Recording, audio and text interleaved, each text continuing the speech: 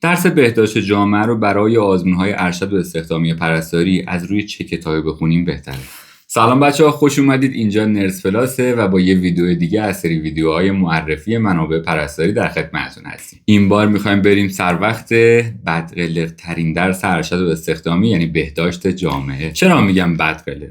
چون منابعی که برای این درس معرفی شده یه خورده گمراه کننده است و با توجه به دیتاها و مطالب حفظی زیادی که این درس داره خوندنش اونقدر هم راحت نیست. در عین حال سطح تست هایی هم که هر ساله برای آزمون ها از این درس مطرح میشه تست های آسونی نیستن و همین موضوعات داوطلبا رو با یه چالشی برای این درس روبرو کرده و همین موضوعات باعث شده که میانگین درصد بچه‌ها توی این درس نسبت به بقیه درس‌ها پایین‌تر باشه. پس اگه با درس بهداشت مشکل داری نگران نباش، چون این فقط مشکل تو نیست. اگه مثل همیشه بخوایم منابع این درس رو بررسی کنیم، طبق لیست رفرنس‌های اعلام شده از توی وزارت بهداشت میرسیم به رفرنس اول، یعنی لنکستر. کتاب لنکستر یک کتاب 3 بخشی یا 3 جلدیه که بخش اولش مربوط میشه به بهداشت جامعه، بخش دومش پرستاری بهداشت فرد و خانواده هستش و بخش آخر مربوط به پرستاری بهداشت محیطه. یکی از بهترین ترجمه های این کتاب برای انتشارات جامعه نگره. البته اینو بگم که عین ترجمه دقیق رفرنس نیست و در واقع بر اساس ویرایش هفتم رفرنس بهداشت لنکستر با یه سری تغییرات و بازنگری ها منتشر شده این کتاب. 3 تا جلدش روی هم حدود 500 صفحه میشه و به عنوان منبع اصلی واسه درس بهداشت در دسترسه. در ادامه کتاب‌های تالیفی و جایگزین رو هم براش معرفی میکنم. رفرنس بعدی اعلام شده کتاب پرستاری سلامت جامعه، تئوری و پرکتیس، ویرایش دوم هستش که حقیقتا نه خود کتاب رو دیدم و نه ترجمه‌ای براش موجوده و بچه‌ها تو همون لنکسترش موندن. پس پیشنهاد میکنم بر اساس رفرنس لنکستر پیش برید و خودتون رو زیاد اذیت نکنید.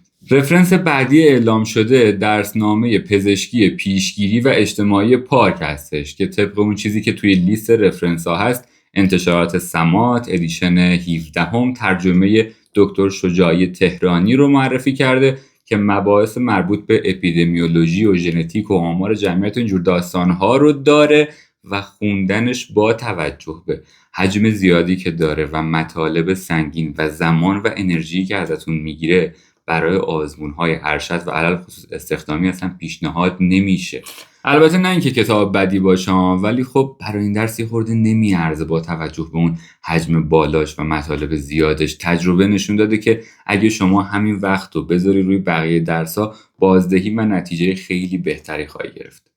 و رفرنس آخر برنامه راهنمای ایمنسازی کشوری هستش که مربوط به واکسن ها میشه. یه فایل حدوداً 50-60 صفحه‌ای، لینکش هم میذارم براتون، حتما دانلود کنید و بخونیدش، چون با توجه به بودجه چشمگیر فصل واکسیناسیون و ایمنسازی بدون شک مثل سالهای گذشته از این به بعدم توی آزمون ازش سوال خواهیم داشت. حالا اگه به هر دلیل نمیخواید رفرنس بخونید و دنبال کتاب‌های راحت‌تر و کم حجم‌تر هستید، باید بریم سراغ کتاب‌های خلاصه‌تر و تالیفی. کتاب پرستاری سلامت جامعه از دکتر اسحاق ایلدرآبادی، یک کتاب تالیفی جامع و کامل توی یه جلده که طبق سرفصل‌های آموزشی نوشته شده و توی خیلی از دانشگاه‌ها هم به عنوان منبع آموزشی دروس کارشناسی ازش استفاده میشه. از خود لنکستر خیلی روونتره و خوندنش راحت‌تره و یه جورایی کمتر گیجتون میکنه. از این بابت میتونید به جای لنکستر از این کتاب استفاده کنید. اگه خلاصه تر میخواید مطالعه کنید، کتاب DRS میتونه خیلی بهتون کمک کنه. کتاب DRS از آقای دکتر ایلدرآبادی باز هم گزینه خیلی خوبیه، داخلش تست و نکته هم داره و یه جورایی برای آزمون طراحی شده. اونقدر هم البته خلاصه نیست، ولی خب نسبت به خود کتاب بهداشت آقای ایلدرآبادی خلاصه تره و همونطور که گفتم برای آزمون بیشتر طراحی شده. کتاب بعدی کتاب مؤسسه سنا هستش، 0 تا 100 سنا، باز هم از DRS خلاصه تره و نکات خوبی داخلش هست، ولی به نظرم نسبت به این کتاب اونقدر جامع نیست. انتشارات دیگه هم بعد درس بهداشت کتاب تالیف کردن، مثلا خود مؤسسه سنا یک کتاب بهداشت 1 و 2 و 3 داره که یه جورایی ترجمه و خلاصه لنکستر هستش، میتونید از این کتابم استفاده کنید.